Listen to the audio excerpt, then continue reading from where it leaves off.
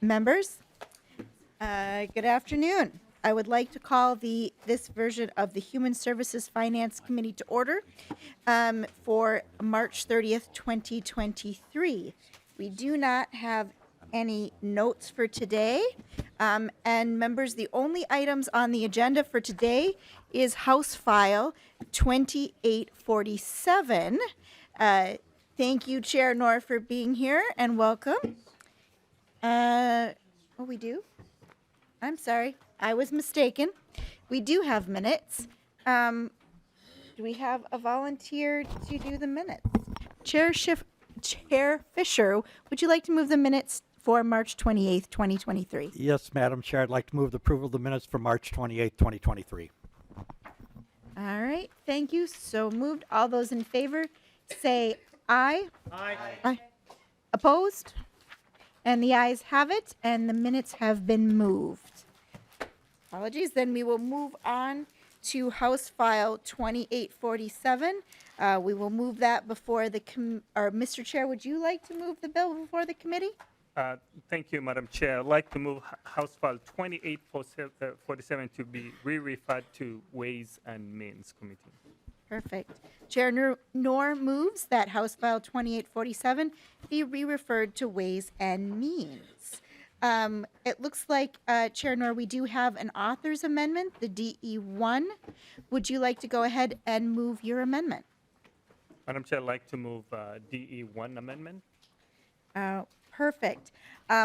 The DE1 is moved before the amendment to get it in the shape that the author wants. Would you like to say anything to the amendment, Chair Noor? Madam Chair and members, in the interest of time, this is the DE1 walkthrough that we had with the fiscal staff, non-partisan staff, and also had hearing to hear from the advocates and testify. So nothing has changed on the DE1.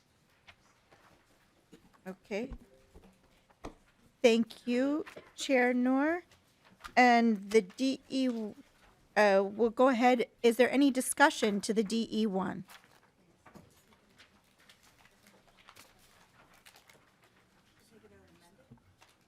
I have an amendment to the DE1. I'm sorry.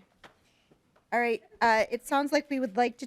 The chair would like to take up the A4 first, to the D, which is the amendment to the amendment. Chair Noor, would you like to explain the A4? Thank you, Madam Chair and members. The A4 amendment before you it has some technical changes, starting with page 1. As you can see, we are fixing some technical issues. And on page 2, this addresses the New Americans Long-Term Care Workforce Grants, just some clearing of the language that was originally introduced in the bill. On page 3, it actually provides some guidance for the Commissioner for the corporate foster care moratorium exceptions. Also, we have the budget increases for the CDCS on page 3. We have also further technical amendments, changes to page 4 and 5. We have some additional articles that were added in 6, 7, 8, 9, and 10. Madam Chair and members, page 10 also adds a new language based on what we have already on the DE1, based on evidence-based training, and also elaborates the grants, how it should be appropriated. Page 11, Madam Chair and members, also has some few technical changes. Page 12, Article 7 brings licensing. This is for receivership, so it goes from page 12, 13, 14, 16, 17, 18, 19, up to page 20. And then we do have appropriation changes from page 20, 21, 22, and 23. All right. And Madam Chair, members, I think there's also a quick correction. I don't know how we will proceed with that. It's on line 23.13. If you look at that, there was an omission of how addition came out. It's supposed to be addiction, so there's a missing C there. That may require an oral amendment, and I just wanted to check with nonpartisan staff. Thank you, Ms. Buchanelli.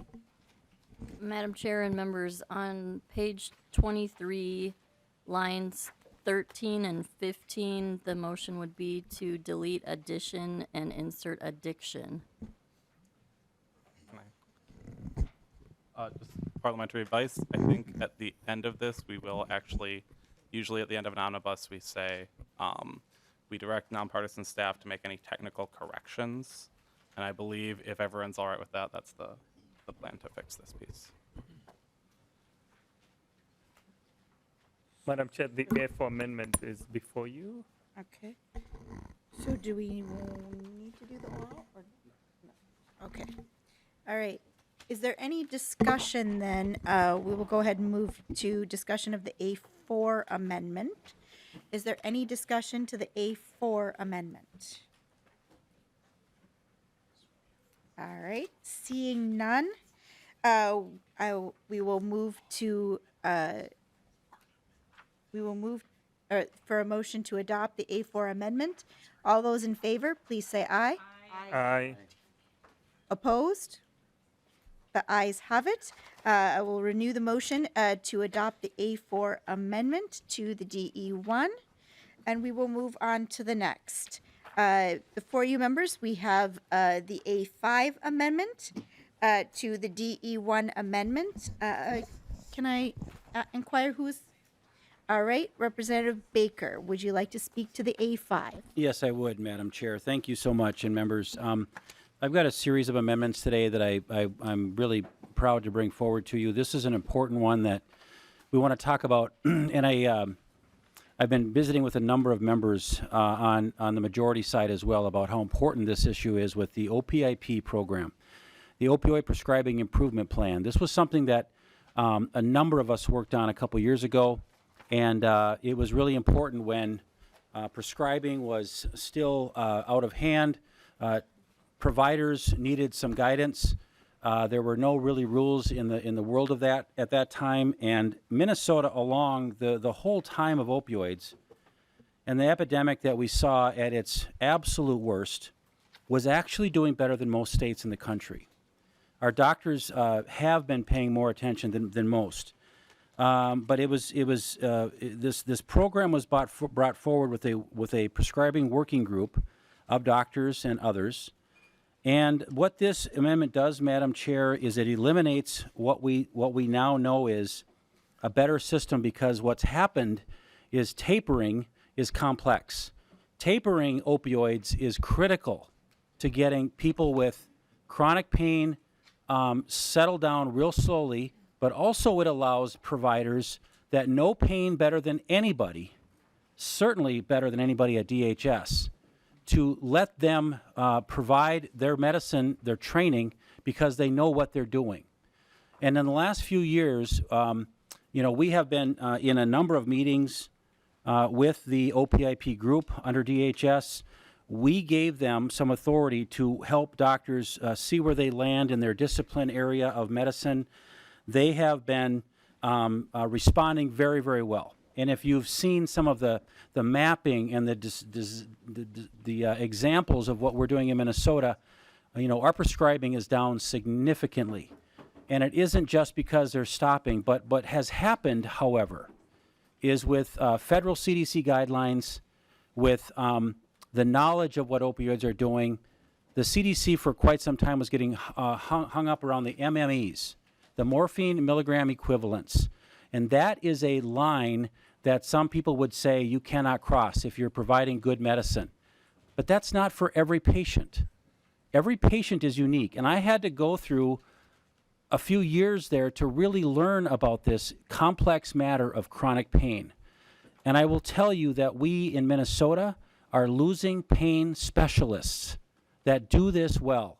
And if we don't end this DHS authority that they, in our bill currently, really want to expand it. They want to actually take it to a higher level and create more of an issue for these folks. And what surprises me is that after our 2 or 3 years of meeting with these folks on Zoom calls with DHS, Representative Bierman and I have been almost on every single call, and we are locked in step with this one. So members, I'm really hoping that you allow this at the time was the right thing to do. Today, it's different. Today, as a father of a son that passed away from this thing, I was angry, and I was concerned that our prescribing practices were not being done right. It is completely better today. It is not perfect. We have doctors that still need to keep their head on the right kind of prescribing. But I am really proud of the providers that are doing this, but I am also literally seeing providers that do this as a specialty care are saying, I can't do this anymore. And too many providers are walking away from their patients because of their fear of what DHS could do. DHS hasn't really thrown the hammer down. It's not like they're doing anything critical, but this language is going to make it harder. It's going to make it more intrusive to the providers that are doing good things. Our large systems out there, do great work. The CentraCares, the Alinas, all those groups out there have got really good controls. We have to start trusting them again. And I think that this is a time where we don't need to give DHS one more thing to do, one more authority. For heaven's sakes, all these providers have boards of medical practice and other ways that people manage if they're not doing their jobs right. So members, I really hope that we have a conversation about this. This is a super important discussion to have.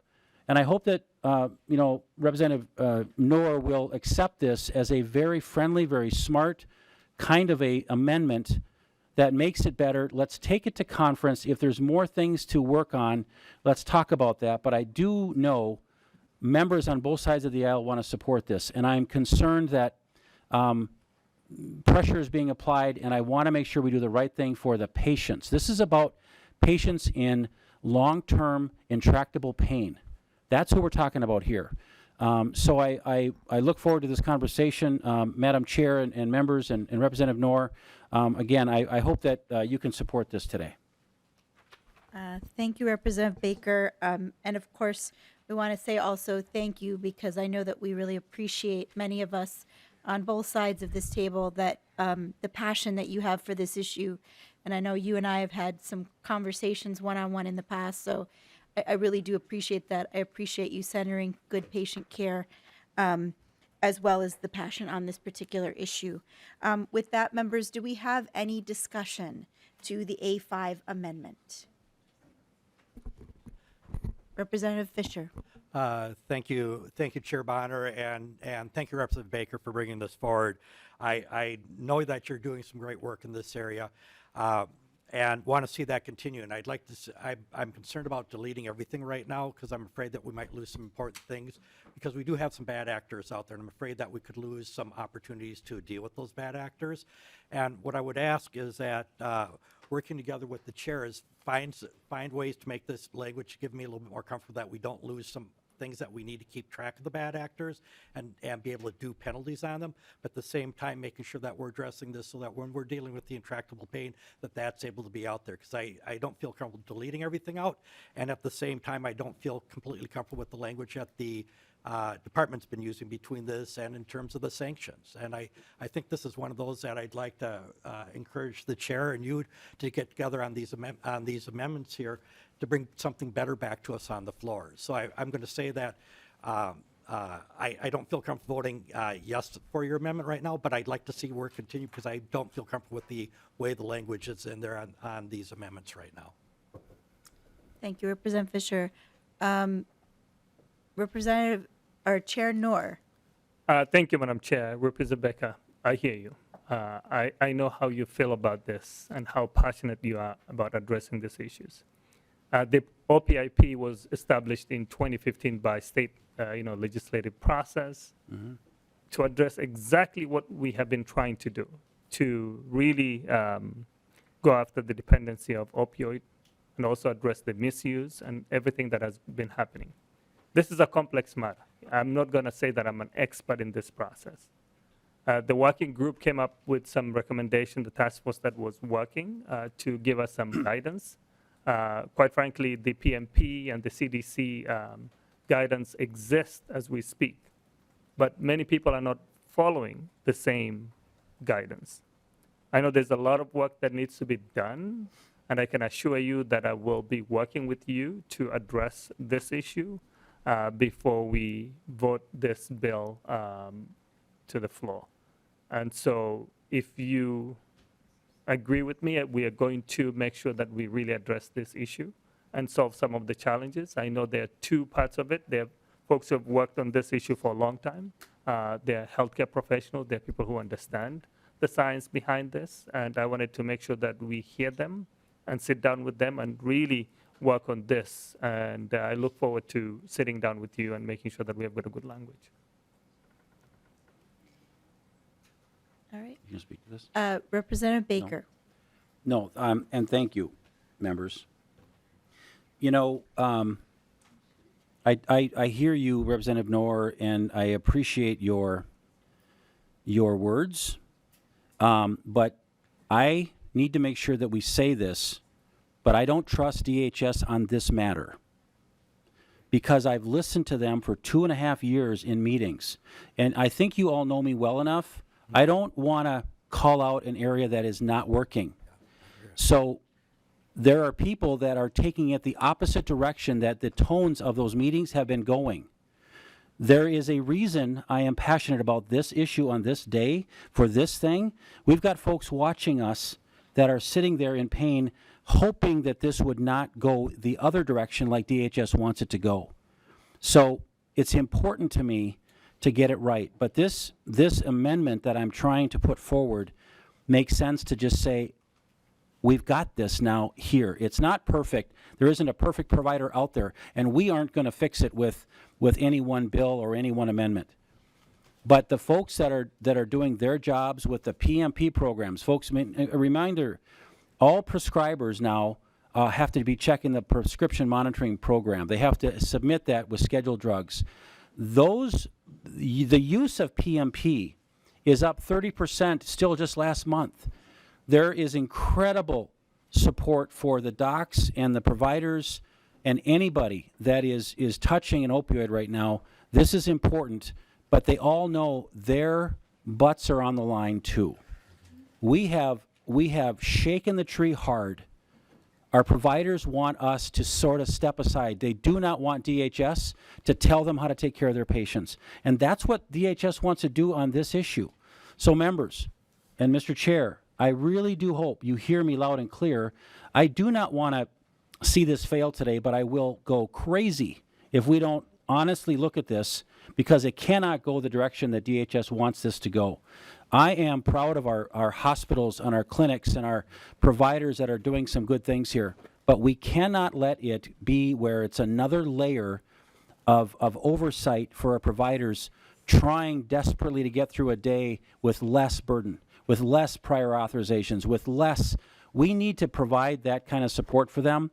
We need to provide some sensible stuff and not let government keep getting layered and layered and layered like we had to do during the crisis. But when we can stop something, that means we are paying attention too. So if this isn't going to go, I'm disappointed, Representative Fisher, that you can't support it because I know you know in your heart, you know this is the right thing to do.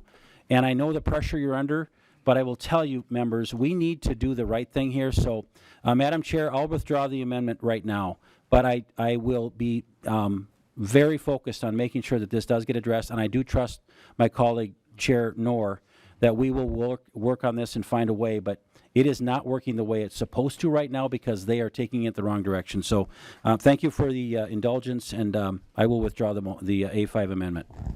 Thank you. Representative Baker withdraws the A5 amendment, and I will reiterate that I think we are all passionate about getting this right, and I want to thank the chair for his willingness to work on this issue. With that, members, we will move on to the A6.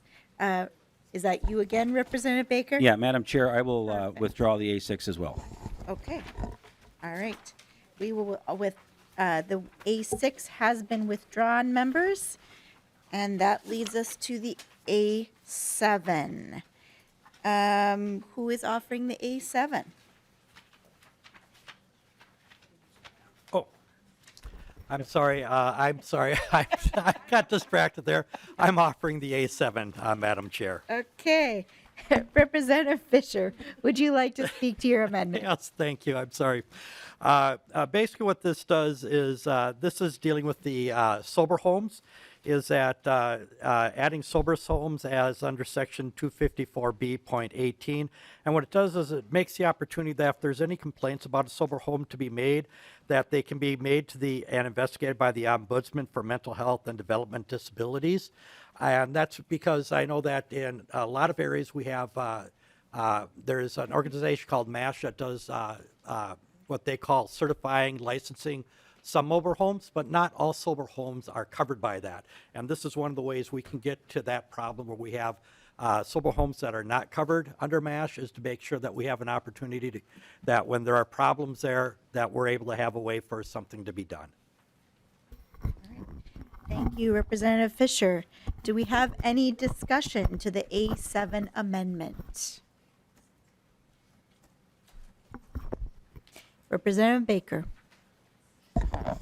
Thank you, Madam Chair and Representative Fisher. I haven't had a chance to kind of study this one real well. I just maybe want to make a statement here. Again, my day's been kind of upside down and not able to really kind of study these things with my event out in our area.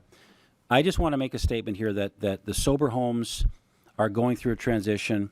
There are things that make me nervous when we, again, want to start licensing and have registries and have more things to do with this kind of transitional part of the recovery process.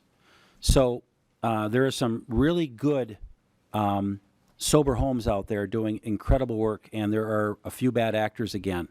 What I always get concerned about is overstepping it and overdoing what we're supposed to be doing. I just want to make a statement here that we have to be careful of this. Again, I think having a way to offer complaints is one thing. I get nervous that we're starting to encroach in an area that I'm not happy about. I don't want to see the sober home stuff expanded too much at this point. But again, we'll continue to work on this. And again, I just don't want to support anything right now that is making it harder for a sober home to be a good sober home.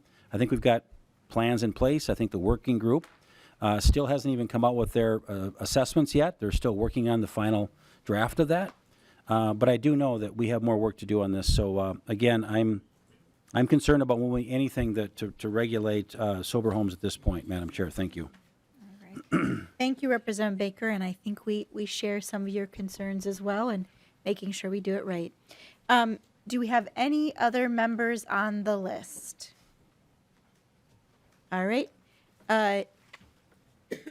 Seeing none, Representative Noor, would you like to comment?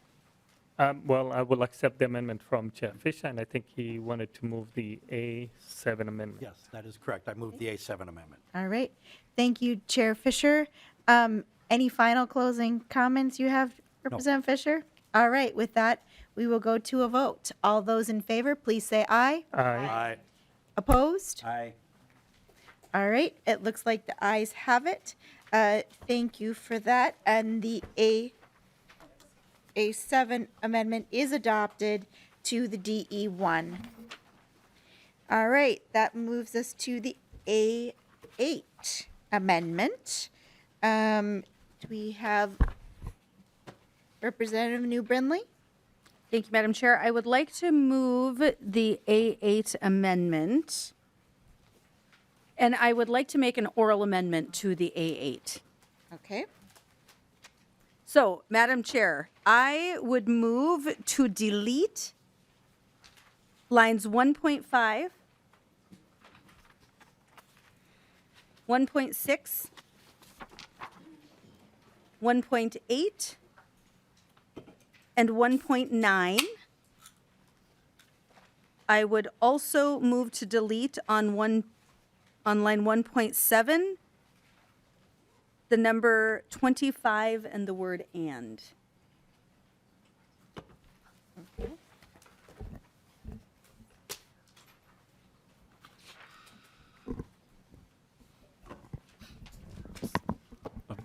Point of order. And I just want to be clear, I don't know that because this is an amendment to an amendment, I don't know that an oral amendment to an amendment is in order, as I think if you want to have the discussion, I don't know. But I don't know that it's actually something we can adopt. Do You are correct, Madam Chair. we want to go to Ms. Pinelli? Did you want to weigh in or no? Okay. Representative Brindley. Thank you, Madam Chair, and thank you, Mr. Herring. You are correct. I was not thinking amendment to amendment. Of course, when we're dealing with these omnibus DEs, I'm thinking in terms of bills and not an amendment, but you are correct. Then, what I will do for today is I will introduce this and I will withdraw it because it actually does need just a little bit of work. My instructions in having this drafted were not clear. That was an error on my part. And so I will, but you can be sure you'll see this later in a more correct form. This is regarding the sub-minimum wage provisions that we've heard a lot about in this committee, both from folks who are in favor of eliminating sub-minimum wage, the 14C employment, and folks who don't want to eliminate the 14C employment. And so I just want to point out that in this amendment, in the A8, I'm deleting the sections that eliminate sub-minimum wage employment.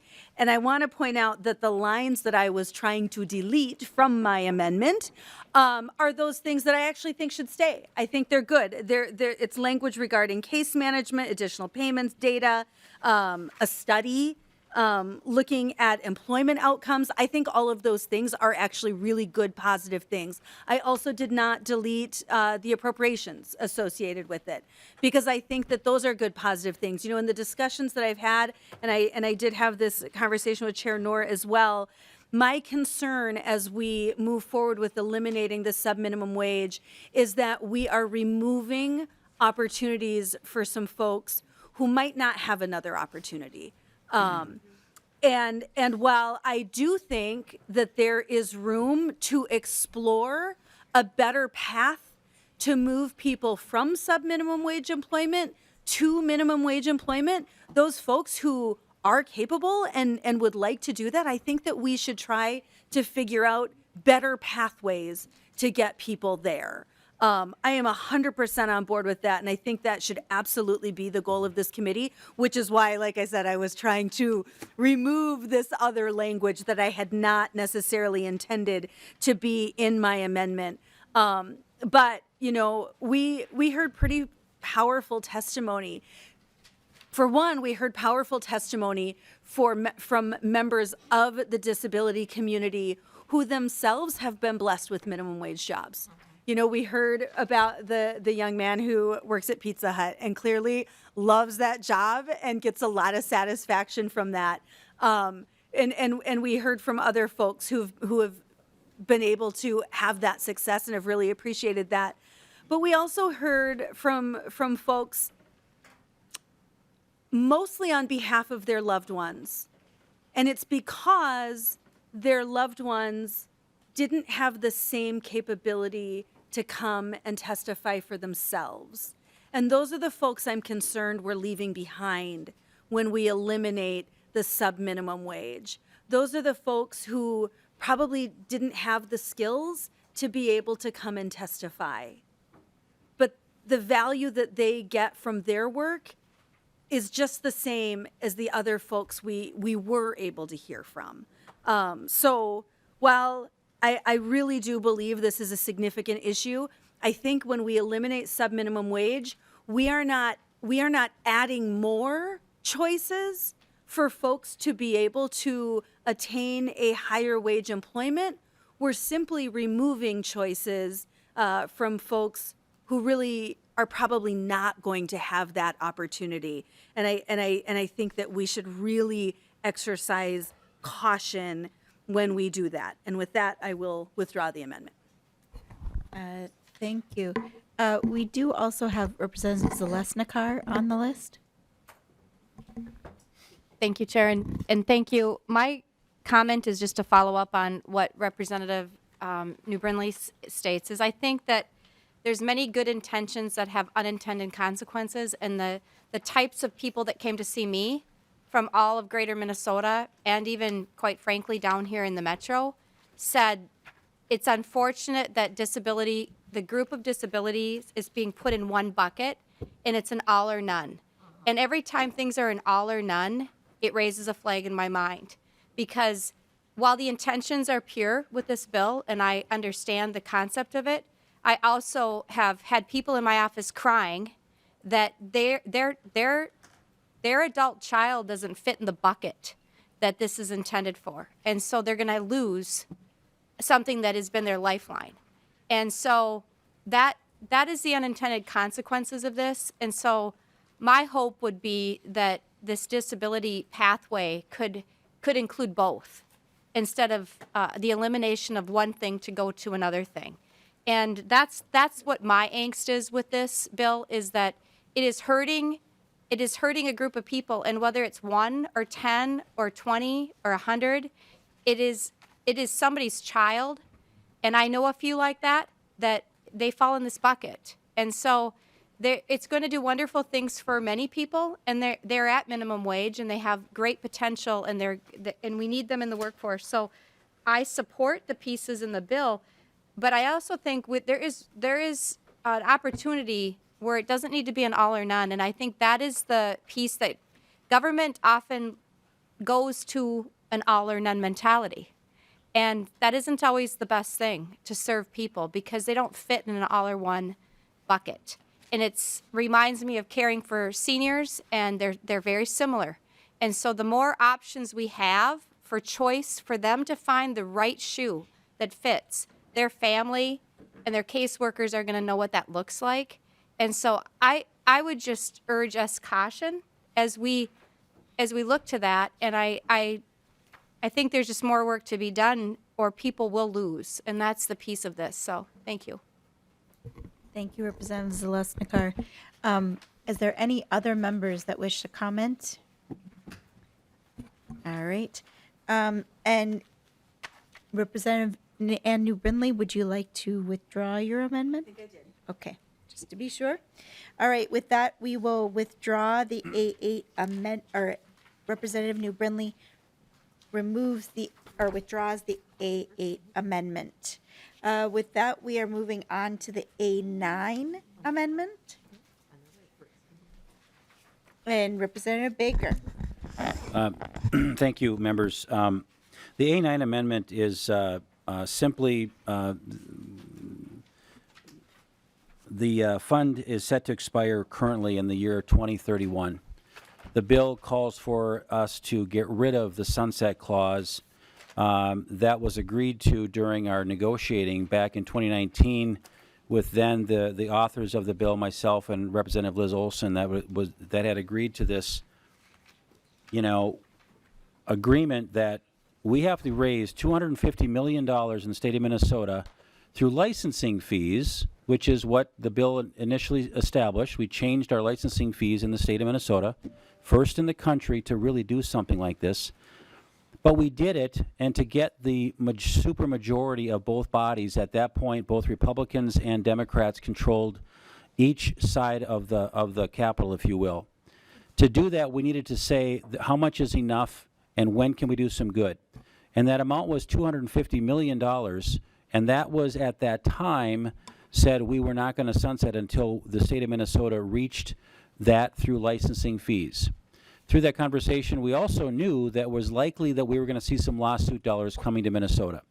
So what we see now, 3 or 4 years later, members, is we have over $500 million coming to Minnesota in the next 15 to 16 years through settlements. There's been at least one settlement that has been signed and dotted and everything else. The second one is running through our system this year with the Attorney General's office for another $220 million. So that is where we get the $500+ million.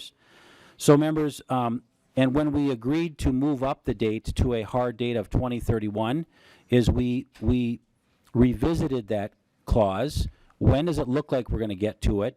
And with the one lawsuit settled, that was going to bring us to around 2031. So members, this is about keeping our word. This is about telling the folks that right now that are paying a very high fee to sell opioids in Minnesota, the drug companies that are selling us medicine that is needed, the high volume members, the pharmaceutical folks that are selling it are currently paying $250,000 a year at the high level. They're paying it, and they're handling it, but we told them it was going to end in 2031. We obviously will be well beyond the $250 million. Members, I hope that you accept this as a friendly amendment, Mr. Chair, and I do hope that it's a way for us to keep our word. So with that, I'll stop and I'll hear the comments. Thank you. All right. Thank you. Do we have any other members that would like to comment on the A9? All right. Seeing none, we'll move to Chair Noor. Thank you, Madam Chair and members. I do recall, we were sitting in this same room discussing House File 400. I know some of us, when we looked at the settlement at $250 million, that we put that as the ceiling, and also we put a sunset. Some of us were not really, really happy with putting a sunset on an issue that I know you are passionate about, as I noted earlier on. This issue of opioid crisis will never end. We have to be able to continue to address it until we solve it. It's going to take us a long time to solve this issue. With that, I think you can see ending the sunset will allow us to be able to hold those big pharmaceutical accountable and to be able to continue to contribute to the account so we can address this epidemic in our state. So I will urge you to vote no on this amendment, and hopefully during the conversations ongoing, we need to figure out how do we sustain the resources that are needed to address this harmful epidemic in our communities. Thank you, Representative Noor. Representative Baker, would you like any final comments? Sure. I'm disappointed. I'm going to ask for roll call, Madam Chair. Okay. This is important because this is about sticking to our word, and I think this is where we need to kind of put the rubber to the road. So, members, right now the licensing fees are collecting roughly $15 million a year. It goes into a fund where immediately half of it goes to the counties, and it's specifically going to child protection services because a lot of parents get sick with this, and that's where we found the real need to get this there. I think about $3 million of it goes directly to the Native American community. There's some that goes to our administrative fees. And we had a place where we sunsetted it. It doesn't go back to the old fees either. You know, when we changed the bill, it was $265 is what a pharmaceutical company paid to do licensing in Minnesota, and they could sell all the drugs they wanted to. And we raised it to now the minimum is going to be $5,000 a year. So it's still a significant increase. We obviously are a outlier in the rest of the country. I think it's important that we also recognize the lawsuit settlement dollars that are coming now to Minnesota that I had mentioned is $500+ million. The counties are now receiving 75% of that dollar. So the counties are getting way more money through the settlements. 15 years from now or so, we can certainly relook at how we might want to continue something going if it's still an ongoing problem. I'm an optimist. I think that we can almost try to get our arms around it. But the opioid crisis isn't the same as the fentanyl crisis, and I want to make sure we understand that. This was a fee against the pharmaceutical companies who got us there. They are paying lawsuits, heavy lawsuits. We made a deal with our members here and the governor. I think we need to stand by that. So members, let's deal with it then in 10+ years, but we should stick with this. I look forward to the vote because I want to make sure, I want to know who's going to want to stand up for what is the right thing to do, because We said we could do it. The money is much more than we ever dreamt of, and there's still more lawsuits coming. So that's all I have to say, Madam Chair. Thank you. We appreciate your passion on this, Representative Baker. With that, a roll call being requested, we will ask Mr. Gonzalez Navarro to take the roll. Chair Noor? No. Noor, no. Vice Chair Bonner? No. Bonner, no. Lee New Brindley? Yes.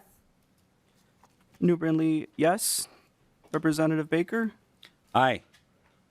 Baker, aye. Representative Clardy? No. Clardy, no. Representative Fisher? No. Fisher, no.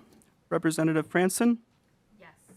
Franson, yes. Representative Gilman? Yes. Gilman, yes. Representative Hicks? No.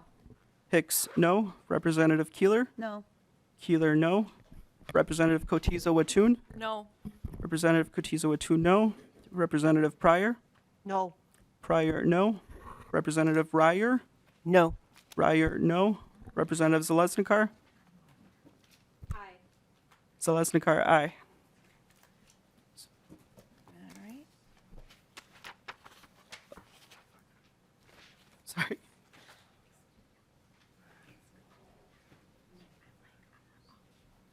All right. There being 5 ayes and 9 noes, the amendment is not adopted. And with that, we will move on to the next. We have an A10 amendment. Representative Baker. Madam Chair, the A10 amendment asks the committee to leave the ORAC Council as it was carefully set up back in 2018 and 2019. We took painful processes to make sure the people that sat on the council were well thought through. And again, we've got addiction medicine doctor on there. We've got people that are a person in recovery. We've got 19 seats. We've got 4 legislators, 1 from each party, 1 from each body.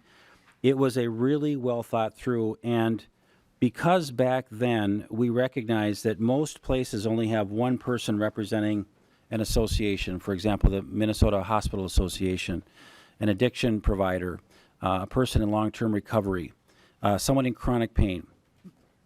We recognized then our Native American community is under attack, and we doubled the seats for them, and we have 2 amazing members on the council right now. And again, they're doing great work. We meet a lot, almost every month, and this has been a hard-working group of council members. About 2 years ago, the council had this come in front of us again. We talked about it. We voted as a council that we did not want to change the makeup of the council.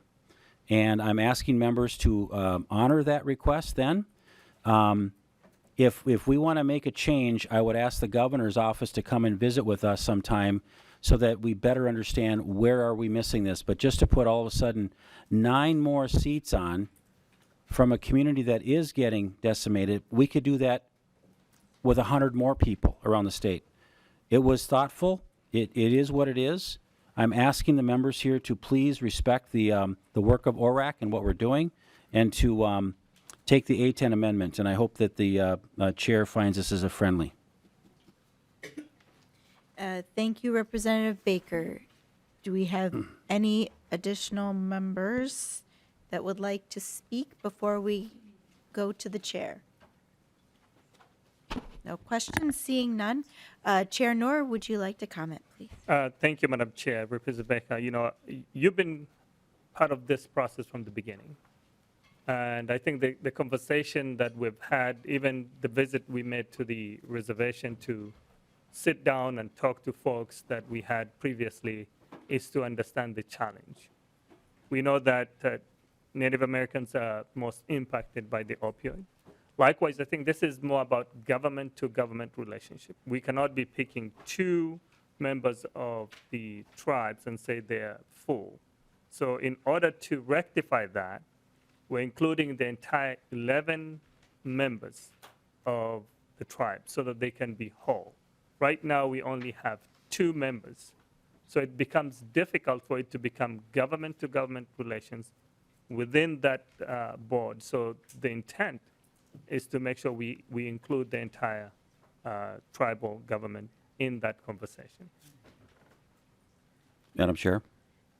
Thank you. Representative Baker.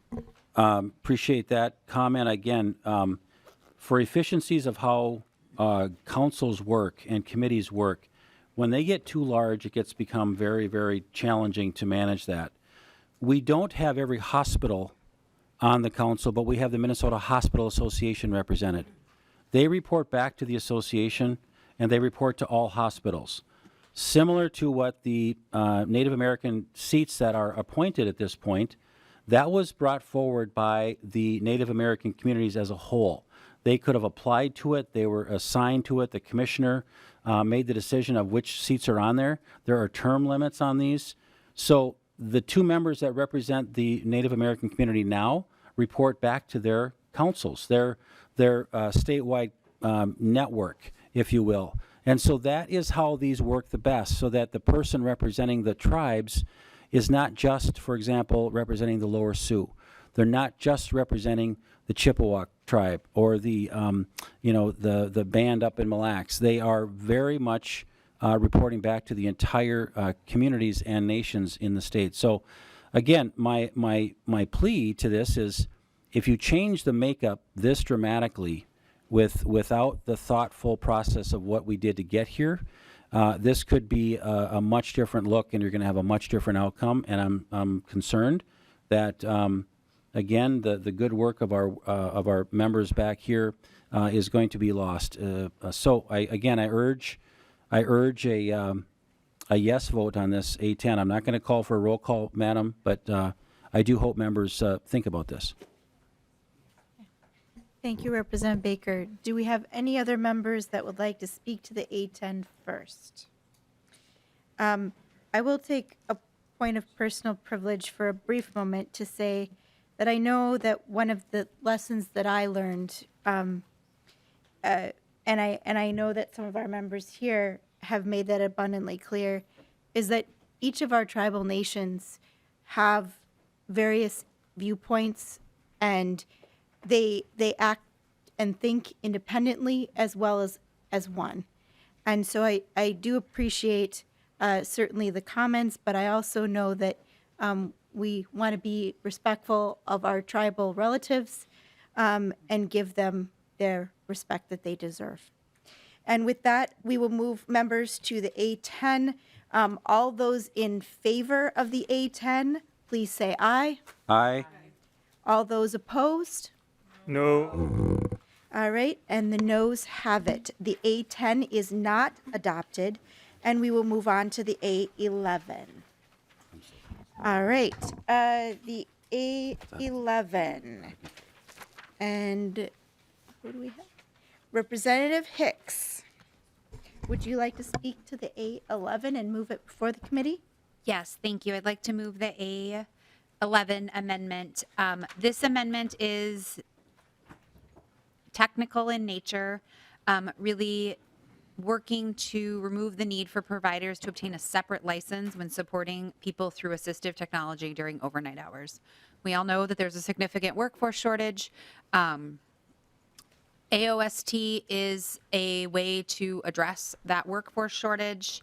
The additional language does three things. It requires the provider to provide notification to the department when they're using AOST. It requires the provider to conduct response drills at the home if no emergency response has been required in 3 months. And so what that basically means is that if the individuals who live in the home have not practiced what they should do in an emergency, they need to do so.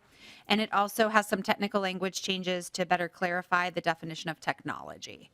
So the amendment is primarily technical in nature and just make sure that we are meeting the needs of our providers and addressing the workforce shortage in a smart way. All right. Thank you, Representative Hicks.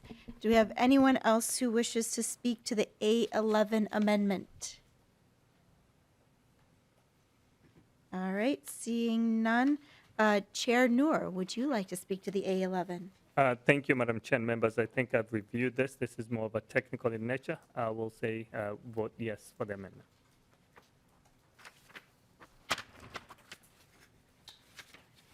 All right. The A11 being before us, all those in favor, please say aye. Aye. Those opposed? All right, the ayes have it. The A11 amendment is adopted. And that leaves us with the A13 amendment. Representative Baker. Thank you, Madam Chair. Wanted to just bring along A13. Really what it does is we've got some providers that are being hurt out there right now because, and again, I don't have all my talking notes with me, but what I think it does is you're supposed to have an assessment done by a person going into the substance use treatment, and you have 1 day to do this, 24 hours. And there have been providers that can't do it for like 2 or 3 days, sometimes 3 or 4 days. And what we're trying to do is make sure that the providers are reimbursed from day one, because you cannot assess somebody if they're in withdrawal. You cannot really give them a good assessment when they are so sick they really can't even sit up, but they want to be there. And so what this does, I believe this is also a technical amendment, cleans up some language, but we want to make sure the payment for the substance use disorder under this section starts from the day of initiation. So it helps us with these few days that are missing, and some providers have really needed this, and again, it's part of getting it tightened down. So with that, members, I hope that you can support this as recognizing they're servicing clients when they walk in the door, but they sometimes can't get the assessment done for a day or 2 or 3. I hope that you can support this as well. Thank you. Great. Thank you. And just as a technical clarification, Representative Baker, you wanted to move the A13 amendment, correct? Madam Chair, thank you. I do want to move the A13 All right. amendment. Thank Just you. making sure we cross the Ts Yep. and dot the Is. Thank you. All right. With that, are there any members that would like to speak to the A13 amendment? All right. Seeing none. Chair Noor, would you like to comment on the A13? Thank you, Madam Chair. Representative Baker, I think this changes the existing framework in the law. It's not something new that we're taking out and making that change. I understand this may be technical, but it's more than just being technical. It changes that whole framework. And sometimes I think having the experts in the room will help us address the implication of this. So, Madam Chair, I just wanted to see if someone from DHS can really explain the impact of this amendment that is before us. Madam Chair, as they come down to, I just got a minute, but yeah, I was using technical terms like, people were using around here. I was just going to throw that in there. So it's a little bit more than a technical, but thank you for that clarification, Mr. Good try, Chair. Mr. Chair. Thank you. Good catch. There we go. Thanks. All right. Thank you, Representative Baker. And we do But have, it's needed. and I will go ahead and let you identify yourself for the committee and go ahead with your testimony. Madam Chair, members, Christy Grom with the Department of Human Services. So this is an amendment that I believe removes a provision that was passed in 2021 that would create a requirement that substance use disorder outpatient providers, there's a prior authorization in place. And so this would remove that prior authorization, is my understanding. That's Am I correct. in the right one? Okay, yes. And so that had a small savings in 2021, so there would be potentially a cost to that change. This is something that we're open to. We have a new system called utilization management that would sort of cover the purpose of this prior authorization. So we're open to this, but there could be a potential cost. Madam Chair? Thank you, Ms. Grom. Representative Baker. Madam Chair, thank you. Again, sometimes I would have assumed that, again, when you take patients into a treatment center, they should be and clearly should be getting reimbursed from day one. I do understand there might be a cost to this. Maybe I'm asking if we can allow this. Maybe, Mr. Chair, I could withdraw the amendment, but if we can work on this as it goes forward, this is an important thing. I think DHS wants this. I don't think this is a big problem, but I do know if it's a cost, we need to build it in. But we have to recognize the fact that we're getting more people into treatment that can't be assessed on the first day that they're there. So with that, again, Mr. Chair, if it isn't acceptable because there's a cost to this, I will withdraw it if that's the reason for that. So thank you. Thank you. Representative Baker withdraws the A11, A13. or excuse me, the A13 amendment. My apologies. Chair Noor? Thank you, Madam Chair, Representative Baker. You know, I think we can even more simplify in that process where we can add the section without striking the lines, I believe. All right. So Thank you. Partisan help us with that? Or- So I think in terms of the amendment, it deletes lines 31 to 33 on page 101, but also brings in the new language on line 1.5 to 1.7 on the A13 amendment. So the goal is to add the new language with the existing framework. And so wanted to check in with the nonpartisan staff.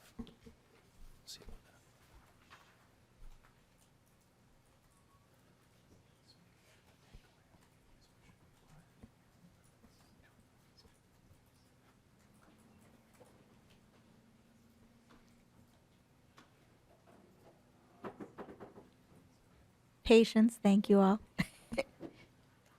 As we weigh in with Ms. Sunderman here.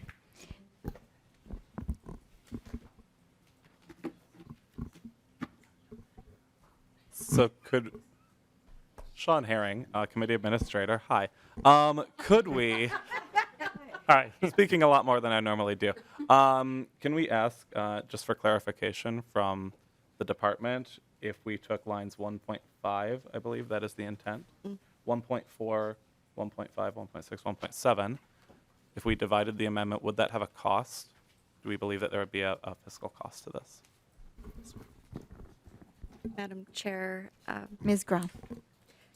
committee members, Mr. Herring, we do not believe this would have a cost. Current law does allow for billing for, I think, within 3 days of a comprehensive assessment right now. The department has language right now that would extend that to 5 days. And so this wouldn't have a cost. This would just clarify that that payment needs to be made. And it's my understanding that there have been some issues with payment, particularly with managed care organizations. So we are looking into that as a department.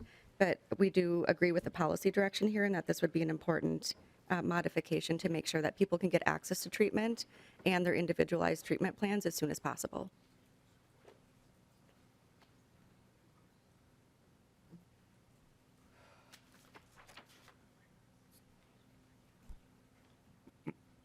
Madam Chair, as a friend, Representative, or Chair Noor.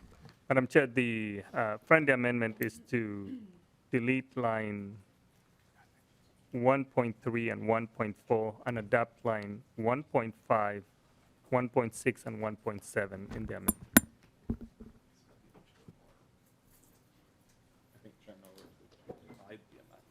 Correct. Chair Noor, would you like to move to divide the amendment? That's exactly what I'm requesting, Madam Chair. All right. Thank you, Chair Noor. All right. And do we want to have staff just clarify what the division will be?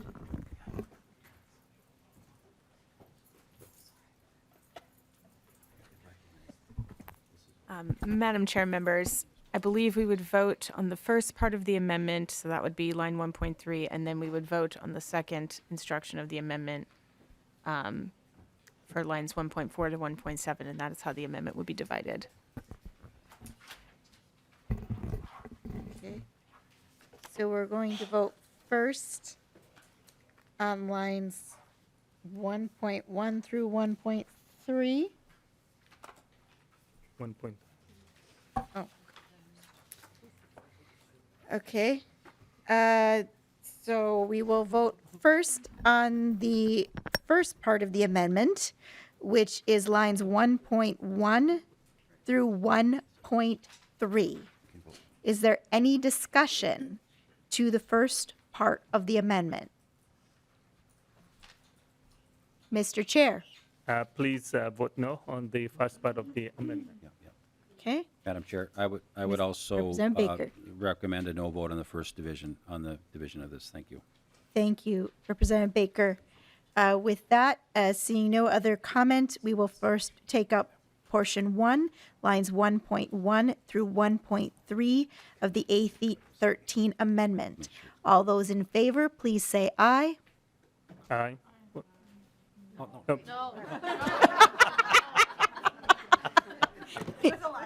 You want to go against your own device? Thank you, Representative Chair. Let's start again. All those in favor, please say aye. All those opposed? No. No. Very good. Thank you. The first part of the amendment, lines 1.1 through 1.3 are not adopted. Madam Chair, before we go on to the next half Yes. of this, I want to make sure I rehab I think I might have said I was going to withdraw the A13. So if I did that, I want to make sure we're back at the table so we don't kind of miss that important part too. So Okay. sorry if I'm getting it out of line there, but I was going to say it before, but Okay. I want to make sure we're still able to talk about the A13. Okay. There's- Baker will move the amendment. Okay. We will move to divide it. Take the vote on the 1.1 through 1.3. Very good. All right.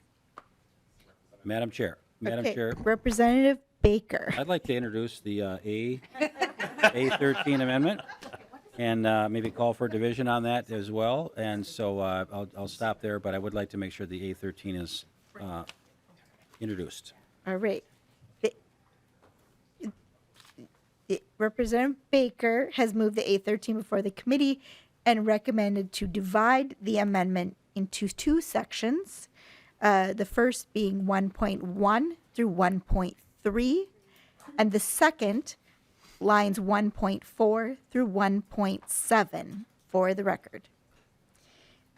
Just to make sure we have done it accurately, we will once again vote on the first part of the amendment, lines 1.1 through 1.3. Chair Noor, do you have advice for us? Please vote no on this one. Thank you, Chair Noor. All right. And with that, any members have any discussion? Seeing none, we will vote on the first part of the amendment, lines 1.1 through 1.3. All those in favor, please say aye. Those opposed? No. All right, the noes have it. And the sections 1.1 through 1.3 are not adopted. Then we will take the second part of the division, lines 1.4 through 1.7. Representative Baker, would you like to speak to Yes. the second half? Thank you, Madam Chair and members, for your help on this, getting it clarified. I would like your support on adopting the second half of the A13 amendment, please, with your aye vote, and I would appreciate a vote on that. Thank you. Thank you. Chair Noor. Please vote yes. All right. Any members have any discussion to the second division, lines 1.4 through 1.7? Seeing none, we will go to a vote on the second portion of the division, lines 1.4 through 1.7. All those in favor, please say aye. Aye. Aye. Those opposed? All right, the ayes have it. Section, or the portion was lines 1.4 through 1.7 of the A13 have been adopted. All right. All right. Big one. A lot of big ones.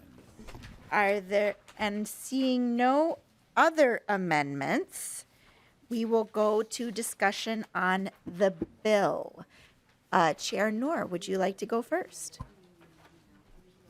We have a DE1 as amended. Oh, my apologies. We need to move the DE first. Okay. Sorry, members, we're a little on the fly here today. We do still need to adopt the DE amendment as amended. Mr. Chair, would you like to speak to the DE amendment as amended? I move that we accept the amendments to the DE amendment, Madam Chair. Thank you. Adopt- Adopted to 2847, to the underlying bill. As amended to the underlying, yes. Correct. So we have the DE1 as amended to the underlying bill before us. Is there any discussion to the DE1 as amended? Seeing none, we will go to a vote. All those in favor of the DE1 as amended, please say aye. Aye. Those opposed? No. All right, I believe the ayes have it, and therefore the Madam Chair, DE1, just to put, to clarify, so Yes. we are adopting to the underlying bill, which is Yeah. 2847, with the DE as amended. So we are adopting, because we have already, the DE1 as amended to the underlying bill. all right. We, we are, yes. We are moving the underlying bill with the DE1 as amended.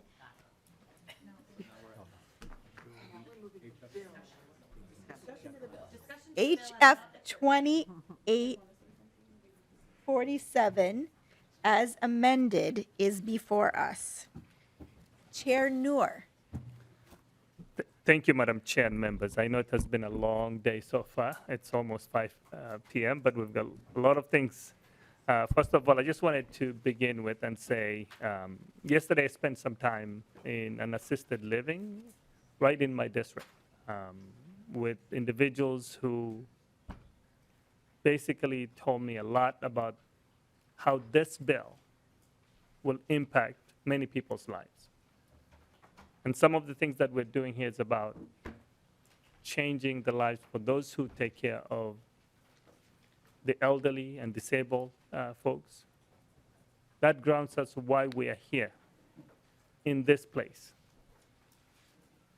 Madam Chair and members, this is a historic investment, unlike any other time that we have seen in this chamber. We are significantly investing in PCA or CFSS to a tune of $900 million. We are also investing to increase the pay for the PCA through the SEIU contract, whereby we will see up to $22.50 by 2025. We're also increasing the investment in DWRS by $265 million to raise the rate to $18. We're also investing almost $900 million in the elderly waiver rate increase. Currently, they're receiving up to $14.58 to $17 almost. We're also increasing the rates for other HCBS in this bill. We also understand the challenges the workforce through the pandemic and up to now that they're facing in the healthcare industry. We have grants for the workforce. We have programs that are designed to increase the workforce in the industry. Madam Chair and members, this is a good day to say that we are starting to tackle the challenges faced by long-term care. We're also increasing funds in various areas that we have neglected. Madam Chair and members, this bill also addresses the substance use disorder significantly. We're putting out there programs to reduce the harm of substance use disorder. Likewise, this bill separates DCT, which we have talked about for many, many years, and this is the time that the Direct Care and Treatment Agency is separated from the Department of Human Services. Our bill reflects a comprehensive approach from what we've had. And Madam Chair and members, this bill, particularly to my colleagues with Lead New Brindley and the GOP, this bill is better because of you, because we listen to you. we listened to the people who came before us. We could not have done this without you all. This is about all of us and the future that we would like to see in the state of Minnesota.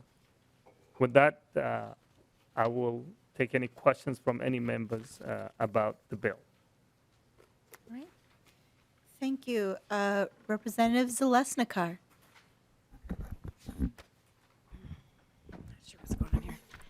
Thank you, Chair, and thank you, Chair Representative Noor. And it's been a privilege to work with you on this committee. And I just, to your point of the things that it's a good day for, I have nothing to say except you're correct. What it's a bad day for is nursing homes. And so I wanted to ask you which lines in this budget you believe are funding nursing homes. And if you could walk me through, and the other committee members who have asked me, where you see nursing home funding being changed. That's my first question, please. Chair Noor. Madam Chair, Representative Zalesnikar, as you're aware of, the nursing homes use VBR, value-based reimbursement. And if you look at the forecasted program, there's $853 million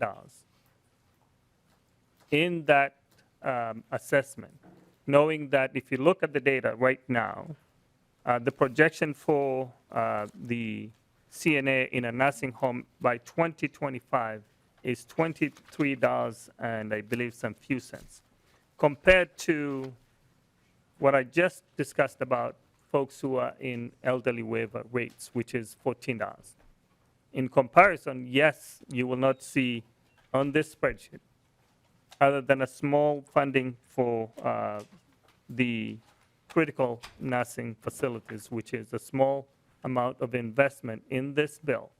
But what I have been assured and what we have been told and what we have seen in the projected focus for the VBR, that investment is there. And likewise, I think by the investment that we're making here today, that will also help lift up some of the challenges the nursing homes have been facing. And this is why we don't have a line item because of that rate increase, which is already baked into the system. Representative Zalesnikar. Thank you, Chair, and thank you, Representative Noor. Today I talked to some nursing homes, and they still are operating off of 2020 audits. It's 2023. So this formula that Minnesota operates under, this projection of this 853 million, I think was your words, of dollars, is retroactive. The expenses there are credit lines and there are facilities, 300 of them, that many of them are not going to make their debt payments right now. So I don't believe nursing home funding is put in with inflation markers. It's just cost incurred. So when I look at the budget lines that I've seen this entire year for every government entity, it's got inflationary adjustments and language in here. And so what the nursing homes are going to get reimbursed are for actual costs already incurred from the year 2020. That's what they're going to get. So this formula is not going to accomplish what I believe people believe in their minds and hearts it is. So I say this as somebody who's actually seen financials from nursing homes. And while people might think they're living high on the hog, they're not. There isn't a nonprofit or a for-profit that I know, that I'm aware of, that is. And so they're all trying to do gimmicky things through social media and everything because it's desperation. Whatever they can get to get people to apply. I've seen people 10 years ago have a car in the parking lot so that if you came and worked, that's a sign of desperation. Desperation is what this is. And we are past gimmicks. Every gimmick possible is done. And so my cry out to people is not about me. It's about the people that are going to assisted living's discharged to the hospitals when they can't meet their needs. The licensing requirements of 144G are very clear. When you can't meet the needs of people, and if you admit them, you better be able to, or you're going to have the Office of Facility Health Complaints in the state of Minnesota come in and give you fines, which in assisted living, we paid $3 million in fines in COVID. So on top of being penalized, they had no staff. Nursing homes paid $1 million in COVID, which drained their funds. And this VBR is cost-based, actual cost from 2 years ago. In 2 years ago, I didn't pay what I pay for eggs. So they are not able to have the menu match for seniors. They're not able to have anything match because all of our lists have been adjusted, except the nursing home formula doesn't capture that. And we can't fix this in this session, but this budget is completely missing the mark because the people are still going to be sick. We're not going to change how Alzheimer's, Parkinson's, and insulin-dependent diabetics work. And so they're going to be unstable. They're going to get shipped in the ambulance, which is the most expensive route to go in transportation. The governor's budget had non-emergency transportation in the budget. There's nothing in here for non-emergency transportation or nursing homes.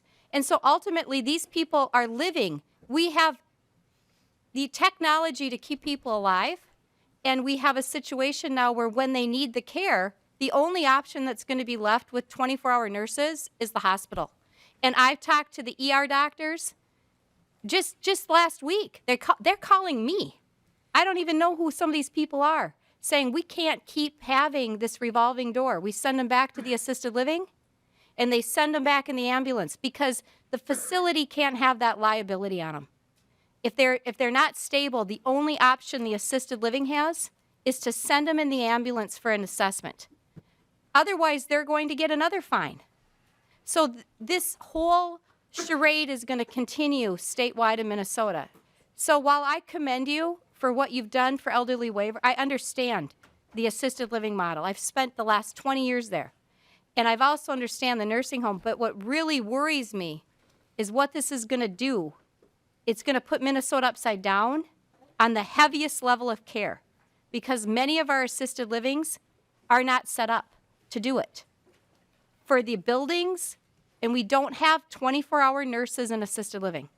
So those heavy care chronic people who are aging at record paces right now, with a worker shortage, the only place to have them is the hospital's going to be they're going to have it because they can't deny anybody.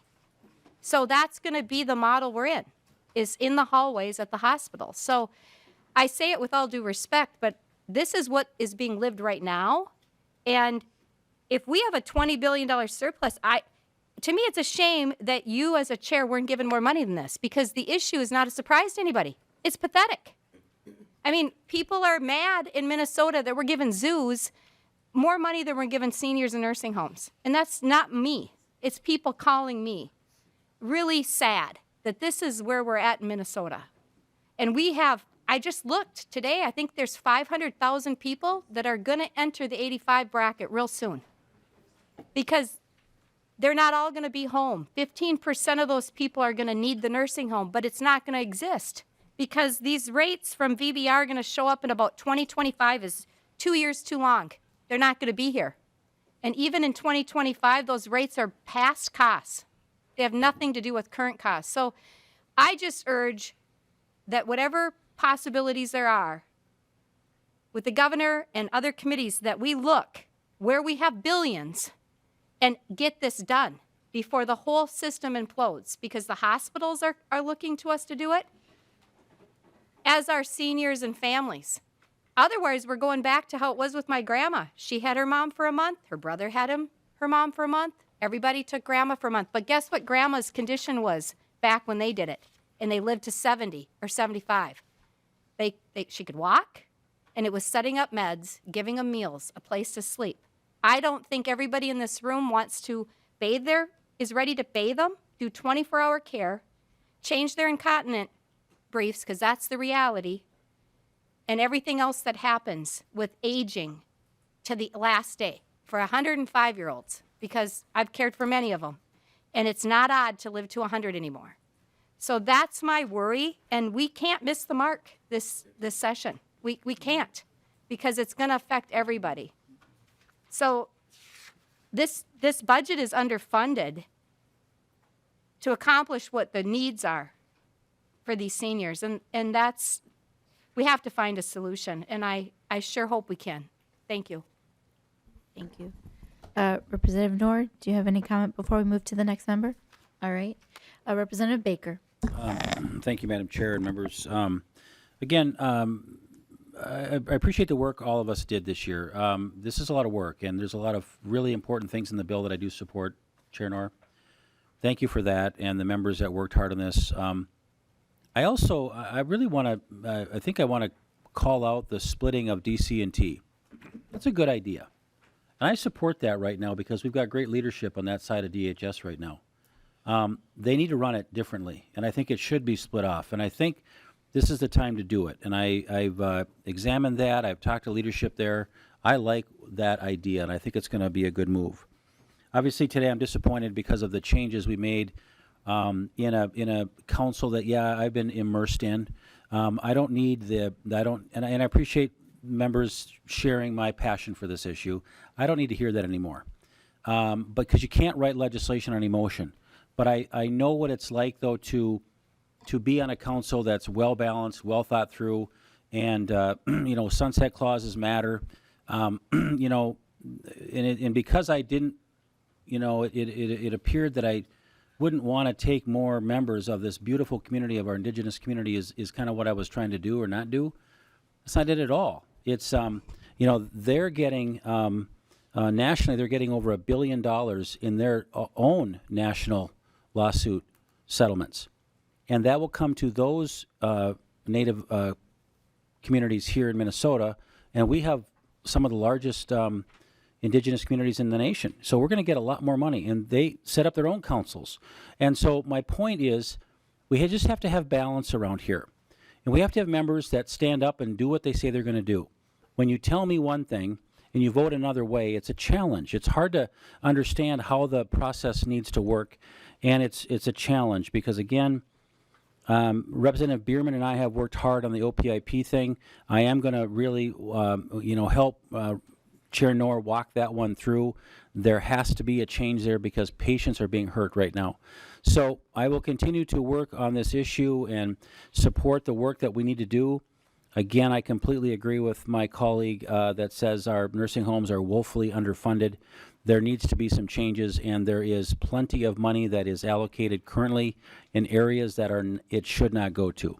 So we need to continue to work that. We will continue to bang that drum because it's important to make sure our residents of Minnesota know the priorities are not where they should be. So I want to say thank you to everybody on the council, on this committee. I am honored to serve on this. Healthcare is complicated, and it is personal to every one of us. And again, I just appreciate that, but we have a long ways to go. I wish this bill was different. I wish I could support it, but I do know that we are going to continue to work together as members. So thank you very much, Madam Chair. Thank you, Representative Baker. And Representative Fisher. Thank you, Madam Chair, and I want to say thank you to Chair Noor for the great work that he's done in putting this bill together. And I think one of the things that I really appreciate is the way that he's approaching the issue around the workforce shortages that we have. It's a twofold problem. It's not just about making sure that we're getting people to a point where they can have a living wage and that the facilities can support that, but it's also trying to find a pathway to bring more people into the state, because that's what our big problem is remember, we have got over 100,000 more jobs in the state than we've got people to fill them.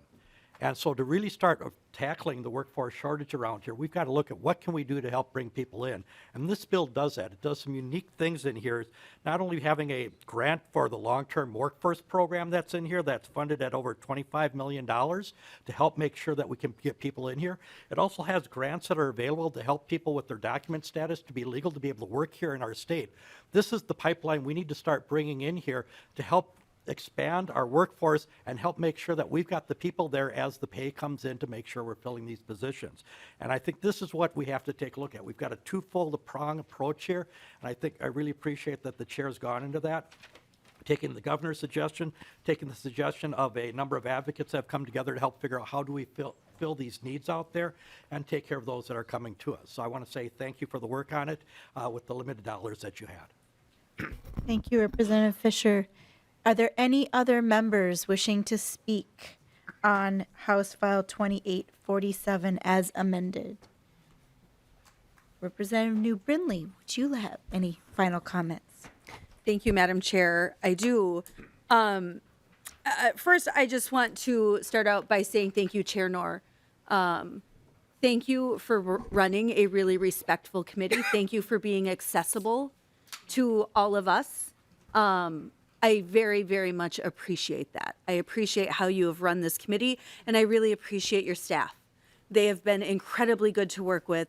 So thank you so much, Mr. Herring and Mr. Gonzalez Navarro. I really, really appreciate, again, your accessibility, your willingness to have conversations and work with us. And I think that, as you mentioned, Chair Noor, I think that's reflected in this bill, and I appreciate that.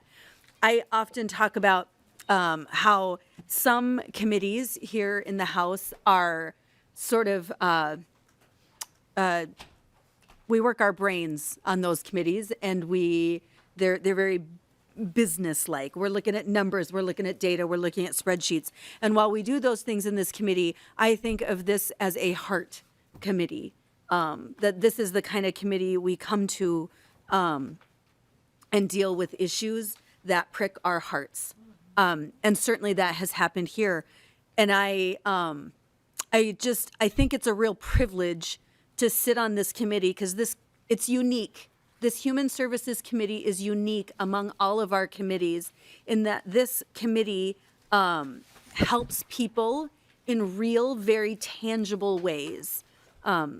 So thank you to all of our colleagues here who are willing to do this work. And, you know, the rest of, I think, our colleagues in the House think we're all crazy for asking to be here. But we're crazy together, and I appreciate that. So I just want to say that it's such a privilege to sit on this committee and where we really help people in very tangible ways. I appreciate that the bulk of the spending in this bill is being used for these rate increases. It's going directly to care for people. That's the bulk of the funding in this bill. And I want to acknowledge that and thank you for that. I think that is appropriate. There is good policy, little things, this overnight remote supervision, that's going to help with the demands on our workforce. This PCA driving privileges, caregiver respite grants, I think are a big deal. Our caregivers in this state want to take care of their loved ones. They want to keep them at home, and these respite grants will help them to be able to do so. Again, funding for substance use disorder. There's good stuff in this bill. I also want to acknowledge, though, that we've got some real concerns as well. We've talked about the subminimum wage issue that I do think there is room to work on. While I agree with my colleague, Representative Baker, that it is wise to split the direct care and treatment portion of DHS, I'm concerned that we're not finding efficiencies in that. I'm concerned that we are breaking off a huge portion and we are growing bureaucracy instead of figuring out how to do things better as we split those. I'm concerned, frankly, that there's almost $400 million worth of grants in this bill with no additional oversight to DHS. Our legislative auditor over and over and over again has cited problems with grant administration and the pervasive problems with a lack of oversight in how those are being administered. And we've got another $400 million going out without any additional oversight, without making sure that that money is going to, that we're going to have good stewardship over those funds. Most importantly, I am going to be voting no on this bill today, not necessarily because of what's in it, but because of what is glaringly omitted from this bill. And I guess I do have one just quick question, Chair Noor, and I suspect you will have the answer to this. But the $853 million of forecasted spending for our nursing homes, do you know if that is entirely state dollars or if those are state, if it's a combination of state and federal dollars? Madam Chair, Mr. Chair. thank you so much. Lead New Brindley, I think as you're aware of, most of the programs in Medicaid, there's always state and federal funding, but I believe this is the state portion, but I can phone a friend, the experts in the department here, so to see Director Bailey coming down, so you can get the accurate answer. Ms. Bailey, if you'd like to go ahead and identify yourself for the record. Thank you, Chair. For the record, Elise Bailey, Budget Director for the Department of Human Services. And that, to answer your question, Representative New Brindley, that would include both federal and state dollars. Thank you, Ms. Bailey. Representative New Brindley. Thank you, Madam Chair, and thank you, Ms. Bailey. I appreciate that. I think that matters because when we look at this budget, when we talk about the budget, when we talk about the budget forecast, we are typically talking about general fund forecast. We are typically talking, certainly in here, when we were talking about targets, we're talking about the impact on the general fund. And so I appreciate that distinction and understanding that. So back to this nursing home funding, the glaring omission in this bill. And first of all, again, Chair Noor, I spoke to you privately and I told you that this is what I was going to say. I don't fault you for how you spent the money in this bill. I fault your leadership for putting you in this position. With $18 billion, we've been told that there are limited resources. My goodness, if we don't have the resources right now to take care of our seniors, we never will. We never will. We have lost, since 2018, we have lost 26 nursing homes across the state of Minnesota. We've lost 2,597 beds. That's 50 average size nursing homes. We, in a single month, just in November, in a single month, 11,000 people across the state were turned away from nursing homes because there is no room in the inn. There's no place to put them. And we keep hearing about these historic investments, and the investments in this bill are important, and they will help our senior citizens in different ways, but they're not helping our nursing homes. And I go back to what I said about the caregiver respite grants. That's important because those caregiver grants help people to keep their loved ones at home, because that's what people want to do. People want their loved ones at home. And so when these 11,000 people are being turned away, those are desperate people. That's not a choice of convenience for people. That is a choice of necessity to put our loved ones in these nursing homes, in these long-term care facilities. That is a choice of necessity, not convenience. So when we don't have the resources to care for them, we are absolutely neglecting our most vulnerable population. I want to go back to this historic investment that we keep hearing about, and this $853 million, because that number has been thrown around a lot. But there are a couple of really important points regarding that $853 million. Number one, this is a forecasted number. It's not a real number. It is a forecasted number. And that forecasted number is based on previous average census. But of course, we're losing beds constantly because of workforce in our nursing homes. We've got census as low as 60% in some of these nursing homes. So folks are not actually going to get that $853 million that's been forecasted. It never works out that way, actually.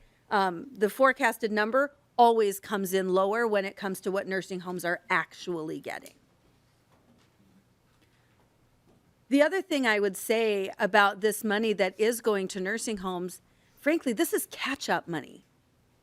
This is money catching up based on 2 years ago. It is not going to, it doesn't pay for current needs. It doesn't pay current costs that our nursing home facilities are incurring. So we talk about this dollar as though this is the investment we as a legislature are making. No, nursing homes know this money is coming, and they're still closing their doors. They can't make it. So I will be voting no on this bill. Again, not because of what's in it, but because of what's not in it. And again, Chair Noor, while I have some concerns about your bill, I can't list a lodge of complaints. For the most part, it's a good bill. We're just not taking care of the people that need it the most. And again, I don't blame you for that. I'm sorry that you were put in this position where you had to pick and choose. I am sorry that you were put in that position when we have an $18 billion budget surplus. With that, I would like to ask for a roll call on the vote. A roll call has been requested. Not seeing any other individuals. Chair Noor, would you like to make any last comments before we go to the roll? Thank you, Madam Chair and members. I just wanted to echo the same thank yous from Lead New Brindley. I think going back to the numbers, the numbers changes, the numbers also considered changes based on over time for that. So this is not one time or the other. It's more of a time when those changes happen. The focused program tracks that. Members, I just wanted to conclude by saying thank you so much. I would like to start thanking the nonpartisan staff, the fiscal staff, Mr. Berg, thank you so much. The House Research, Ms. Pinelli and Ms. Sunderman, thank you. I think you have done a lot of work and back and forth right to fix that we work within our parameters. I wanted to thank our CLA, Sebastian, thank you so much for all your help. Also the committee administrator, Sean Herring, thank you. And also the GOP research, Jonathan Cotter, thank you so much. I think this is the work that we have done for most of our members, and I also wanted to take the DFL researcher, Joe Drohan, thank you so much. And I don't want to forget the page, Tenzin, thank you. You have helped us throughout this process.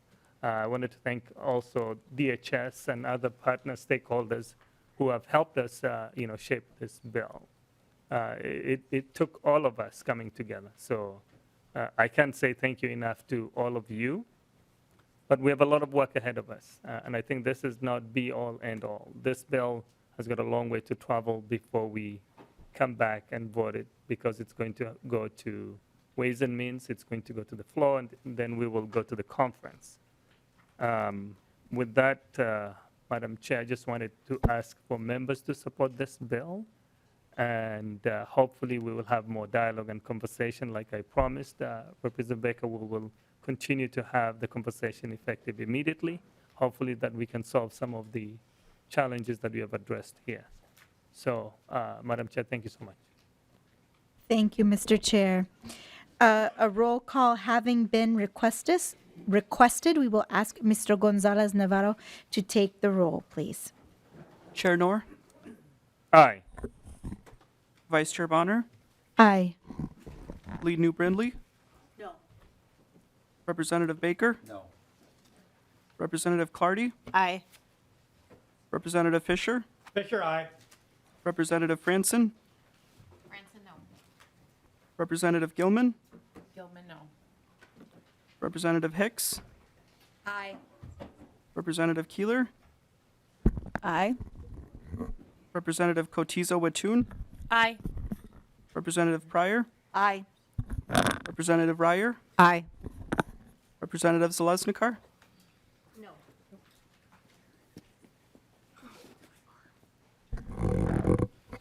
There being 5 noes and 9, sorry, 5.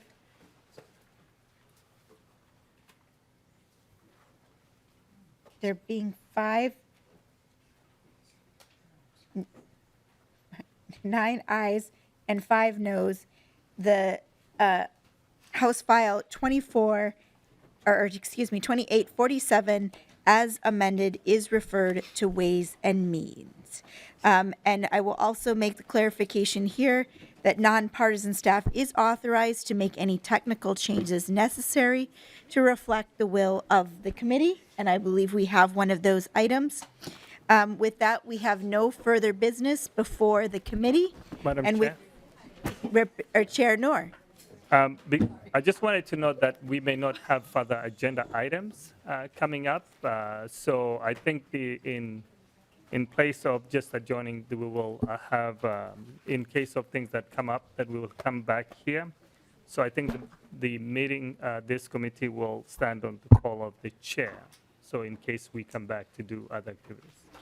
All right, with that, we will follow Chair Noor's lead and leave this to the recess to the call of the chair. Thank you, members, for your patience.